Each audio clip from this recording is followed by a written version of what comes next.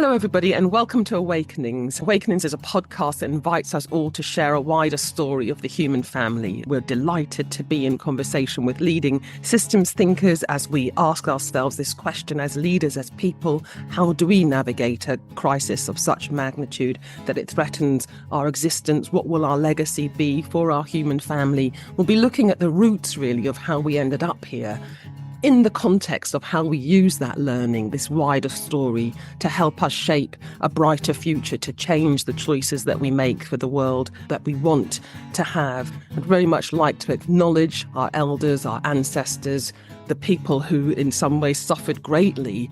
But if we can learn from their experiences, we can transform that into something that will light us really forward to a much brighter path. I'd also really like to recognise Foundation Nova Diem for their huge generosity in making this podcast possible. Thank you to all of you, and thank you for listening. Good morning, afternoon, evening, everyone. It's a delight to be here on our final episode of Awakenings. This episode looks at neo-colonialism and how we can move from extraction to inclusion. And we're absolutely delighted to have on today's show Caroline Mayer-Toby, who's an international lawyer and director and founder of the Small Institute for Small Islands.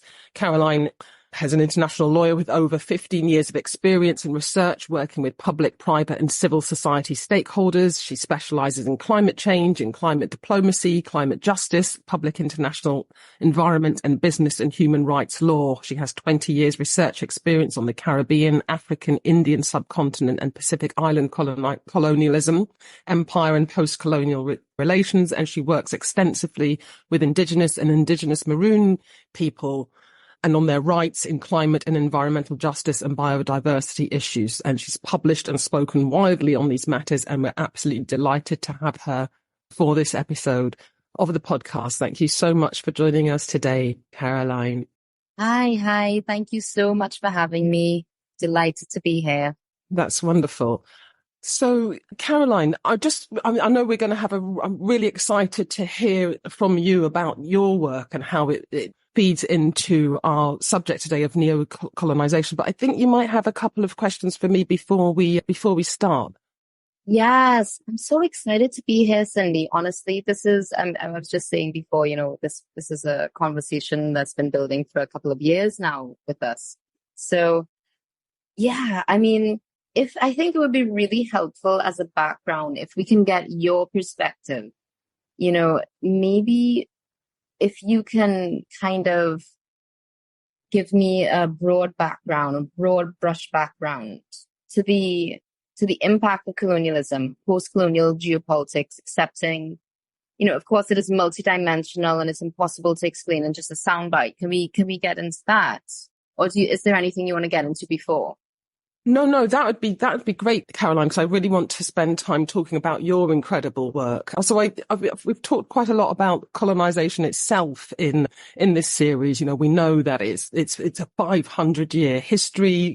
Really, in essence, colonization was a mechanic to extract from the countries that were colonized. This has involved, huge resource extraction, which has created massive environmental impact, as well as underdevelopment and oppression. And as we've talked about in some of the other episodes, genocides, massacres, huge decimation of people.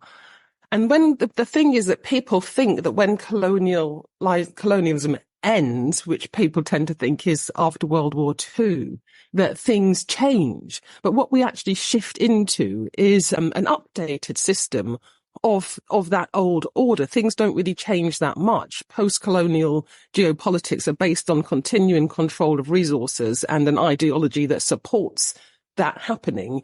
And in the consequence of, so in colonial countries that have been colonized, you now have puppet leaders put in, and who are incredibly corrupt. And in its own way, this leads to the same kind of extraction and underdevelopment that we've had from that 500-year colonial history. An example for that would be the Democratic Republic of the Congo, where Patrice Lumumba, he was a rising star of the young generation of a much more socially minded type of government. But the post-colonial order will having none of this. Between Belgium and the CIA, he was taken out and a puppet was put in place. And in this case, that the ghastly Mobutu, who reigned from 1967, I think, till the mid-90s. And, he himself, when he died, had a personal fortune of over $5 billion because that was his kickback, if you like, for facilitating access to the continued access to the resources of the Congo. That's just one example. In my father's country, Guyana, as you know, I'm from Guyanese heritage. We had Forbes Burnham. We had, there was an uprising of a really brilliantly socially minded government. But again, the CIA and the British squashed that and they put their puppet Burnham in, who died the fifth richest black man in the world, but leaving Guyana a really impoverished backwater. There was a remarkable Guyanese scholar and activist, Dr. Walter Rodney, who raised serious opposition to Burnham, and he was assassinated in 1980. So, that pattern just continued of putting in the people who would give them access to resources, taking out the people who put up any resistance. And this really, that meant that the extraction continued. Some of the other colonial states just kind of went down the track that had been laid for them by the colonial powers. And so the ecological destruction continues, the displacement of indigenous people under the banner of development. Thousands of communities were evicted in the same way that they were during the colonial era. In India, for example, I think it's around 24 million Adivasi people, indigenous people, were displaced for development projects. I think you'll know much more about than me that what happened in Brazil. You've got the military and the non-military governments coming in, triggering wholesale destruction, huge areas of the Amazon rainforest. And the indigenous people are pushed to the margins of their own land, suffering horrible rates of extermination and murder. Those are just a couple of examples. I think I've probably made the point. So the frontiers of ecological destruction are constantly expanding with the global economy's appetite for new materials growing. So you still have this pattern repeating itself. I think as I say, you'll know more about what's going on in the Amazon than I do. A fifth of Peru has been conceded to mining companies. So it's just the same order, but in a different package. And I think that's something that's really important for us to recognize, because people seem to think that colonialism finished with the Second World War, with, so-called independence of many of these countries. Yeah. Yeah. Yeah, absolutely. I smiled when you said that and I laughed because it was a wry laugh, because, that's what we think, but little did we realize that it just went out of view. It just went around the corner. But so why, I guess my question to you is, why does making this visible matter to you?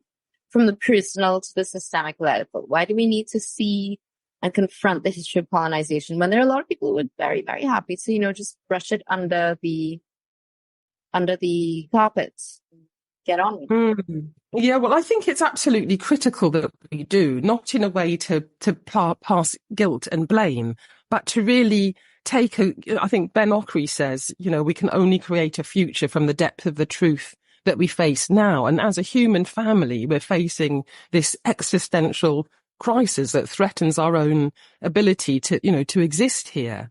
And if we don't really understand how we got to that point, we can't find realistic and the deep systemic solutions that we need to get out.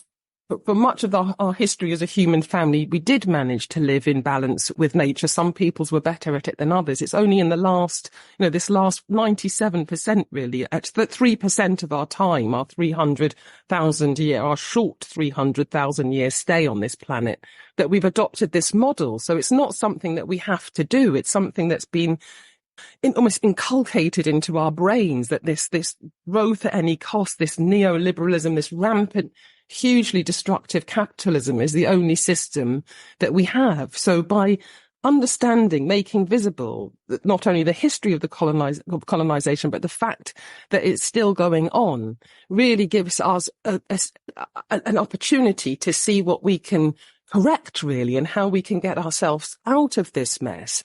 You know, at the moment, we have this new scramble for Africa's resources. They're being plundered for the green revolution. Africa is the most mineral-rich continent, is home to raw materials necessary for the solar panels, efficient, you know, what we think, you know, the solar panel, the electric batteries. And so we've got the West now moving in to take control of these resources because Africa's too economically fragile. There's just this terrible global imbalance of power, which means, you know, that this can continue happening.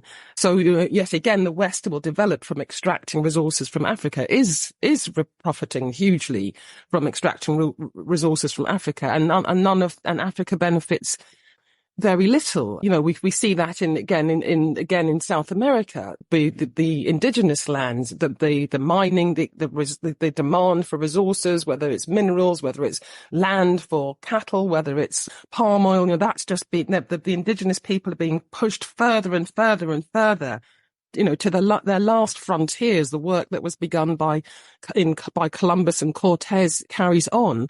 So I think it's incredible, and there's, you know, hundreds of other examples that we could use, but it's incredibly important for us to recognize this pattern and call it for what it is. You know, take a good hard look at ourselves, as I say, as a human family, and to say, do we want to carry on in a spiral that's really eating up everything? When the First Nations people understood what the settlers were doing, you know, they were absolutely horrified. They said, this is wetico. This is an illness almost of extreme greed and consumption that's highly contagious. It affects almost everybody that comes into contact with it. And they knew that it would destroy their world, and their prediction, if you like, it would take everybody's world. And that is almost what we're seeing, but pretty much what we're seeing now. And to recognize the pattern means that we can stop and reset and do something about it. Whereas if we continue to live in denial, we don't have that opportunity. You know, that's the thing. We need to have the opportunity. You know, we are rapidly getting rid of that little narrow window of opportunity to even have the opportunity. It's like 2 loopholes to get through. But one more question. So as somebody passionate about Earth-led education, to change our relationship to nature, to Earth, to our future, you know, what are the entanglements between colonization, neo-colonialism, and climate change efforts? How would you paint that picture? Well, I think that's a really important question, Caroline, because things are so intermeshed, and it does go back to, you know, to recognizing this pattern. Because the extraction continues today. The economic colonization is accelerating in Africa again, alongside the West. Countries such as South Korea, Saudi Arabia, China are buying land and assets from these already impoverished countries well below their worth. And in fact, the income gap between the global north and the south is now 5 times larger today, 4 times, I think, larger today than it was at the end of colonization. So we're just perpetuating this cycle of huge resource extraction and underdevelopment. And if we have countries that are in that condition, there's no way that we can actually find the solutions that we're going to need. None of those countries can respond adequately to climate mitigation, to adaptation. You know, it's just, we must draw those links and find a way to stop this depletion of one part of the planet for the enrichment of another, and a very small portion of the other. It's so inequitable, and it prevents any real holistic attempts to solve the climate crisis. And it is happening in so many ways. And if you look at the moment with chocolate in England here, there was a big outcry because Easter eggs had become so expensive. So, you know, people are seeing this thing Easter, but why? You know, if you actually unpick why that's happening, it's a link between the climate crisis and the exploitation of people. Because what's happening here is the because the climate crisis is affecting the farmers so much, they have to change the way that they have to put more investment in their land to protect the crops and the plants. But because they're being paid at such an exploitative rate, they can't respond by doing that. So then the harvest fails. The people on the ground become poorer. The people in the West are upset because their chocolate costs more. And it's really because you've got a few small number of massive cocoa producing companies who've got away with not paying the farmers a living income for such a long time, despite the huge increased demand for chocolate. So it's kind of cycling through everything, and to make these things visible by better education, by this understanding our planet more systemically is really critical. Otherwise, as I say, you just get people invest go, why is chocolate so expensive, when it's really linked to the climate crisis and to the exploitation, which are all products of of this colonial pattern. I mean, I was going to go on and give more incidents of what's happening in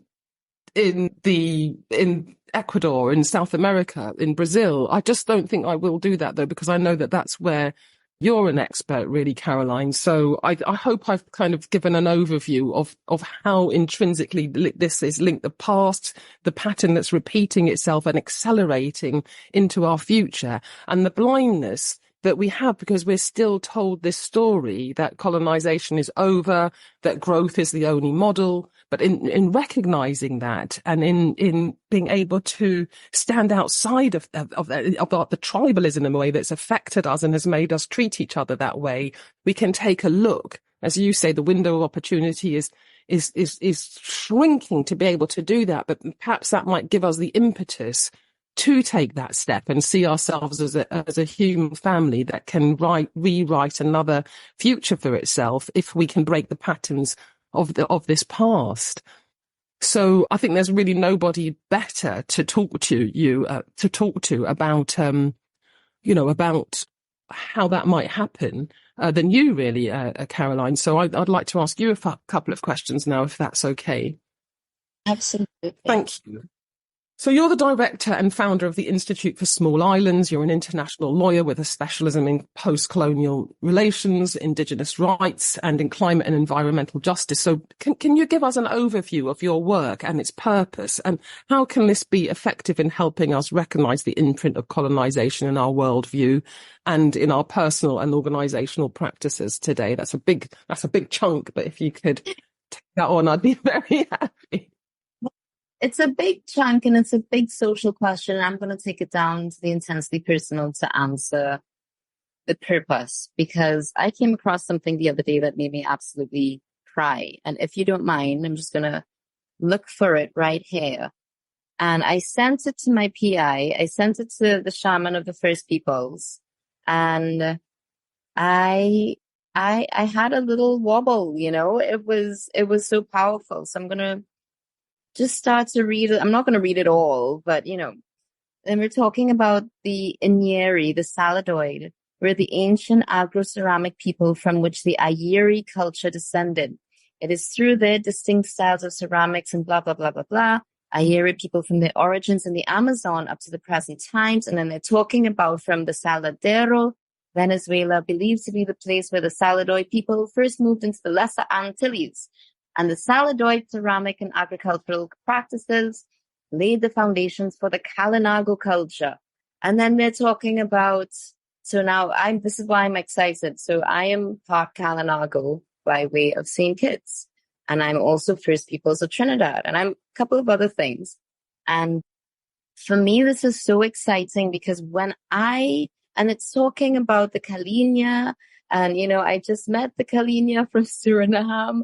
So this is exciting for me because I grew up reading in my history books about the Caribs and the Arawaks, and Columbus met the Arawaks, and they were the scary Caribs, the cannibal Caribs, and they chomped their way up, through the Caribbean, chomping after the Arawaks because they were cannibals, and that's where the word came from. So those are my ancestors. And I'm like, wait, hold on.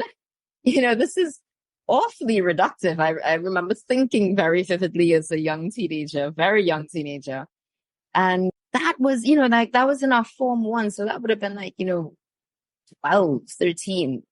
And so, I remember thinking, hold on, we're not genocided. I remember thinking that and thinking, wait, Granny is part Carib. Like, how is that possible?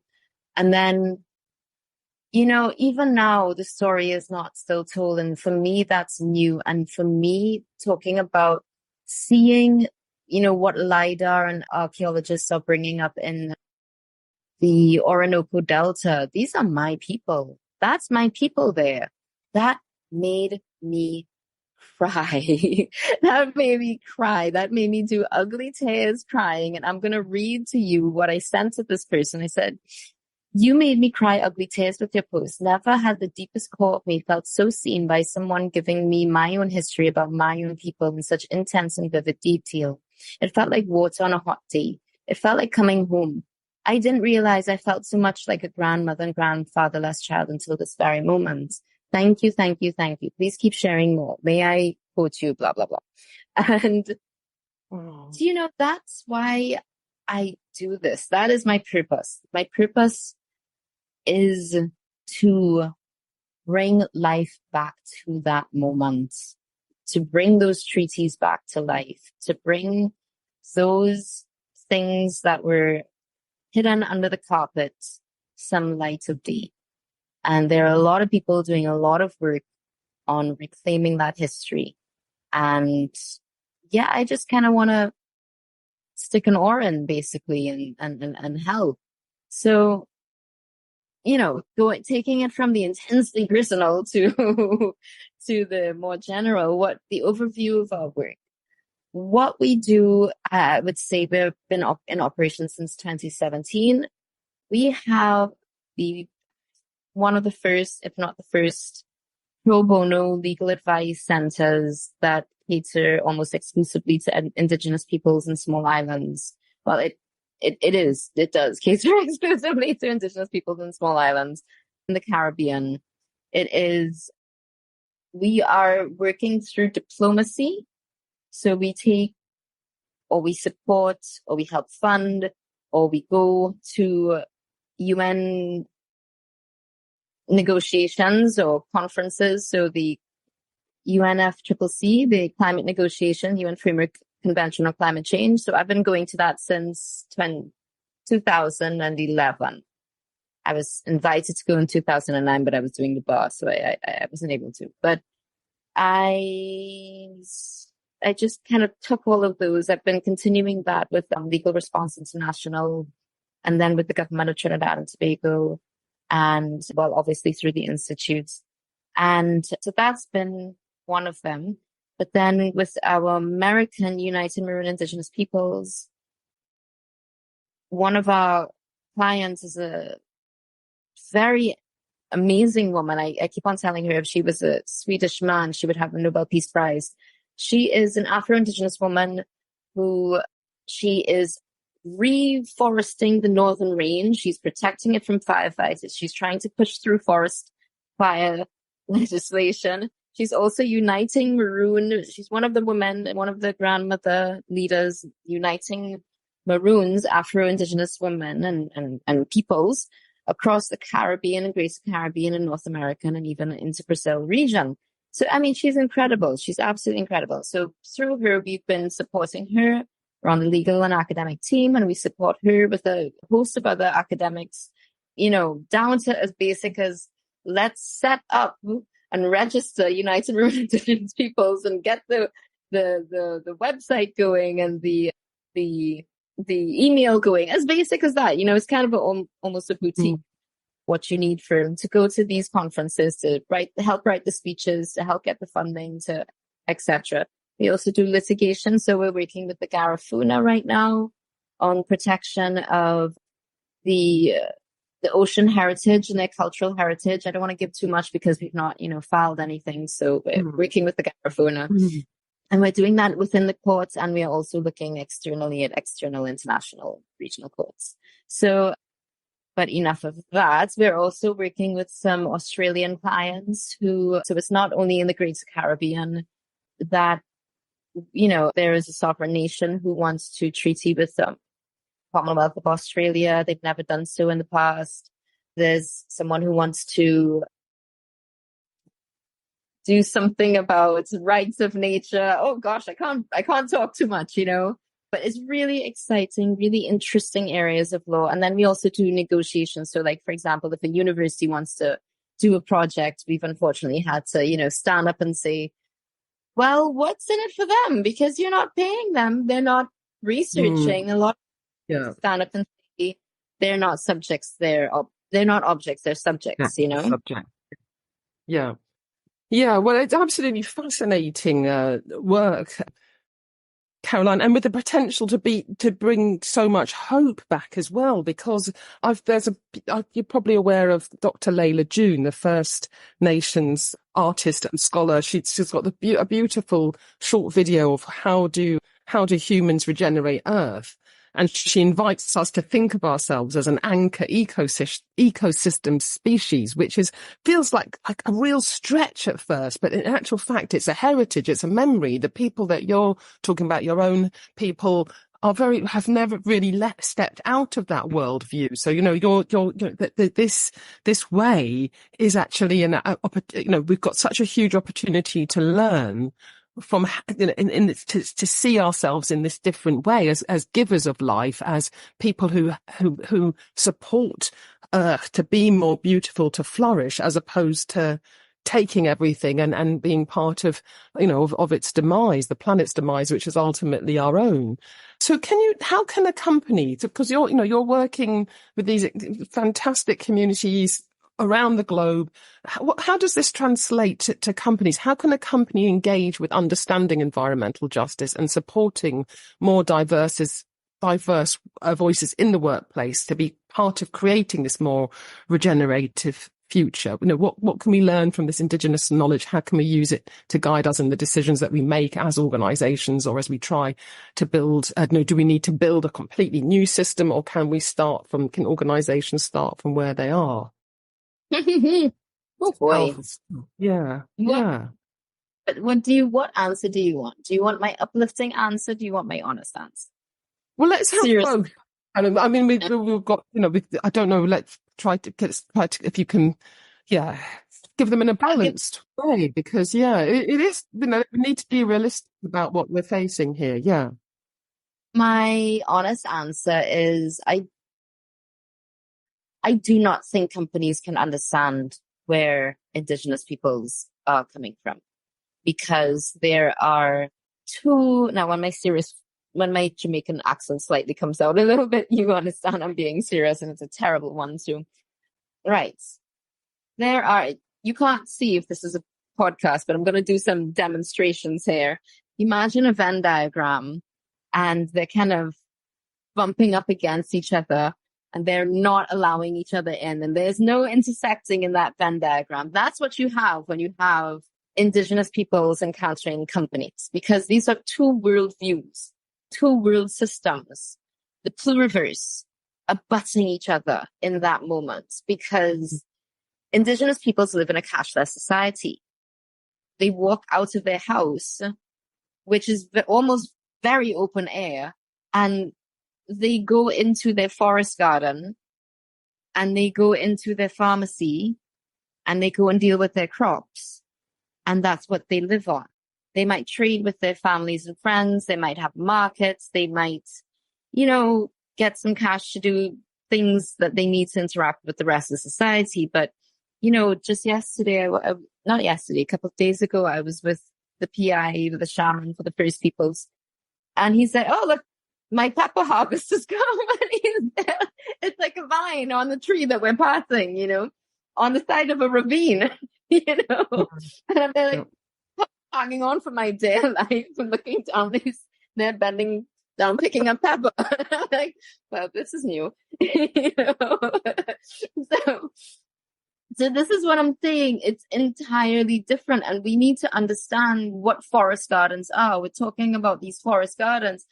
That's what forest gardens are. Forest gardens are, you plant as you go along, you leave it to fallow, you leave it to bloom, you leave it for somebody else, and you go on and you make more. It's a completely different way of living. So when you come into a community and you treat with one group of the community and they say no, and you find somebody and you find somebody and you find somebody to say yes and sign off, you're not talking to the right person. Yeah. You need to be talking to the elders. If you find somebody who's like very quick to be like, yes, give me the money, the community is so happy, where do I sign? There's a problem. So you need to understand moving into another sovereign nation's territory, whether they're acknowledged or unacknowledged. And once you begin to understand that you're in another, like if you step onto the Vatican, you're not here anymore. If you step onto an, you're not in Washington anymore. Do you know what I mean? Yeah, totally. So this is how we need to start to understand, and this is what they refuse to understand. So right now we're working with leaders across parts of Latin America, certain countries. I don't want to say which ones. No, I can say which ones. It's like Colombia, Ecuador, that kind of thing. It's not a big deal. I tend to be just very secretive about my work, just in general. And we're working on biodiversity markets and carbon markets. And so this is really, really important stuff that I'm talking about. It's not airy-fairy. It's not like, I've sat in panel discussions with people where we've all had to have a moment because somebody just broke down on stage because he's talking about, I wrote an article about it. There's no food left in the tundra. There's no fish left in the river. There are no animals. Everything is polluted. The children leave, or if they stay, they have to be maids. And that's when the sexual exploitation starts. And that's when he started to cry. He's a 60-year-old man sitting down and just crying on stage because he's looking at the decimation of the culture that was, took so much to build back. So if you want to see what first contact was, it's happening now. If you want it to happen when Columbus was here, when Pizarro was here, when Cortez was here, it is happening now. Those are people to understand. Yeah, I can see that, Caroline. I mean, in a way, thank you very much for giving such an honest and realistic answer. I mean, I do find there is something uplifting in there, really, because it does now enable us to see that it is possible to hold a very different view of how we organise our economies, how we organise our trading systems, how we organise our societies that are regenerative. The bridge, how we get that into, I've talked about, I asked you the question, how can companies engage with this? I can see that you're looking at two hugely different world views, but simply knowing, as it was for you, when you're talking about the artifacts, the heritage that were coming out of the river, simply knowing that exists is a hugely powerful thing, because I think so many of us are caught up in the view that there is only this one system, and many of us know that it's an entirely destructive system, that the creating endless growth out of finite resources is just not possible. The maths alone is not possible, let alone what happens, in inequality in society. So while it's a sobering answer, there is some hope in there for us that there are other systems, other ways of being here on Earth that we can learn from, and that we can remodel. We can build these new models that take us to safety, as opposed to being stuck in an old one, which is fueling our demise. So, Caroline, we're drawing to the close of our podcast. I've got time for one more question for you, Caroline. Have you got just something that no, please do add. Quick answer for saying how can they engage responsibly? UN UNDRIP Treaty, UN Treaty on Declaration on the Rights of Indigenous Peoples. Read that. FPIC, Free, Prior, Informed Consent. Read that. That's my positive answer. Okay, that sounds good. It's always good to keep learning. Yeah, try to put those links somewhere in the podcast so that they're available for people to refer to too.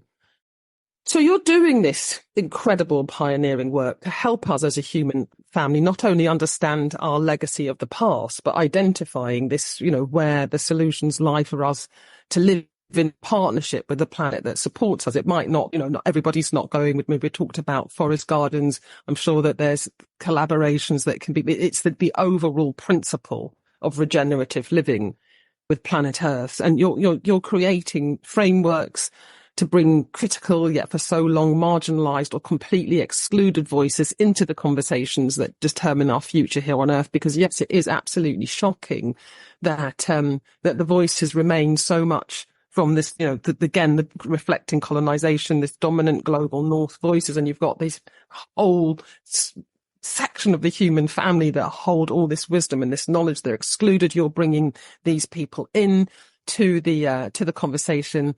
I mean, I can only think that this is something that any progressive leader would want to learn from. So how are you planning to get this work into the wider world? And, it's critical actually that we learn from this. As you said earlier, the window is shrinking, that unless we can find different worldviews, different ways of understanding how to be here, we are in a desperate situation. So how are you planning to get this into the wider world, and how can we be part of supporting you to do that? Well, it's interesting you asked. There are two things that I've been thinking of, and one is a platform for indigenous voices to be heard on matters that are important to us, and they exist already. But I mean, for the developing, and people hate that term, but developing countries that have been, the global majority but they've been shut out of the global trade, and they are poorer. So it's harder, if you are because, I have a problem with global majority and global minority because they hide the truth of the fact that some countries are wealthy and some countries are poorer. Anyway, in a poorer country, you don't have access. So indigenous peoples are less connected and more discriminated against and less listened to. So right now, indigenous peoples in the global north are being a little bit more listened to. And due to interpretation, problems and reach and whatnot, I feel like indigenous peoples in the global south are being kind of tokenized, and it pisses me off in a real way, in a real way. So it's kind of like, no, we need our own table where you have to come. Being at the climate change conference, it's very distasteful to me to see that indigenous peoples are left out and not at the table when nations that are younger than some of these sovereign nations that have been around for millennia, and I feel like I say this every time, I say this every time, or, they're excluded from the table, and it's like, it impacts them the most, and they contributed the absolute least, less than small islands. Small islands, at least some form of emission, they have had zero. And for me, that's just heartbreaking. And the loss of this culture is so, these are stories tracking back into time that we don't know. There's science there's botany that we don't know. There's medicine that we don't know, So that's one. And then we are looking at developing communities. How can you be part of what we do? Support, fund. We need funding. So we're working on tourism and supporting tourism to get money into the pockets of indigenous peoples, literally. To how can we support their shamanic practices? How can they, it's like going to the doctor. How can we incorporate that? How can we make that more normal and less ostracized and less scary? Because these are people who were called witches. Literally, they're, marginalized as witches. How can we make that, and I'm loath to put these ideas onto the public space. Because there's always some idiot who goes and jumps and does it. And I'm like, oh boy, you're not doing it properly. It's not about you, it's about them. You go to them, you go to them what they want, you go to the proper person. You don't just jump in and drop in. They're not playthings, they're not objects of fascination, right? Right. So that's really, really important. And then so what we're trying to do is we're trying to create models that incorporate and respect their perspective. And so if you guys are interested in doing it, from an indigenous-led point of view, please definitely get in touch and we can talk about extrapolating those models out. And if we want to work on, that platform where we're amplifying their voice and their voice alone and nobody else's, talk to us. If you want to support litigation and you're a lawyer and you have experience on this, please, come in. We're training young lawyers, training young Indigenous lawyers and reporters and interpreters. So we're trying to, it's exhausting and time consuming trying to get funding for climate justice and Indigenous rights in the Caribbean, because that's just, those are Venn diagrams that don't match up, again. So please, that's what we need, basically. We need someone to amplify what we're doing, and we need someone to help fund what we're doing. And I'm not even ashamed to say that. It's so funny that in our own region, we don't even know that they're Indigenous peoples. Full stop. Yeah, Caroline, you're so just kind of really heart-wrenching to hear you speak. And I know that's a legacy, again, of colonization, that these people have been so erased, so marginalized, so, removed. The history of the people is not known, the voice is not known, is not heard. And yet the power in that knowledge, in those communities, in those systems is immense. And it's the regenerative power that we need to take us forward now. Caroline, you've got one more thing to say. Please go ahead. How can you also help? How can you not help? How can you help? Don't be the person who co-opts Indigenous voices and then uses your voice to get famous or get money or get massive benefits when they don't. That's wrong. Yeah. That is and don't decide that you're some sort of guru now that you've been spending time with Indigenous peoples. They're the guru. All right? Yeah. They are, not you. So if you want to help, be humble. Be really, really humble, because they are the ones who can show you a lot more than you can show them. Serious. Like, tuck that ego away. I can't think of a better clarion message to all of us, really, than what you've just said there, Caroline. It's been such a pleasure to have this conversation with you. Thank you so much for all the incredible work that you're doing, pioneering, frontline, essential work, and for taking the time to share that with us today. It has huge power, and I hope that's resonated with everybody who's listening. Thank you. Oh gosh, thank you. Thank you so much for this space and the spotlight and this platform to share what we're doing. I'm really quite excited about it. It's my little baby. We just moved into a new office. Yeah. So thank you. Thank you. You've been listening to the Awakenings podcast. Thank you so much for tuning in. If you've enjoyed what you've heard, please do share the podcast, and you can visit my website. It's www.cindyford.com. I'd like to thank everybody who's been part of this, our wonderful systems thinkers who have joined us, and I'd really like a special thanks to go to Foundation Nova Diem, who've made this podcast possible. It's been such a pleasure to share this time with you. Thank you so much for listening.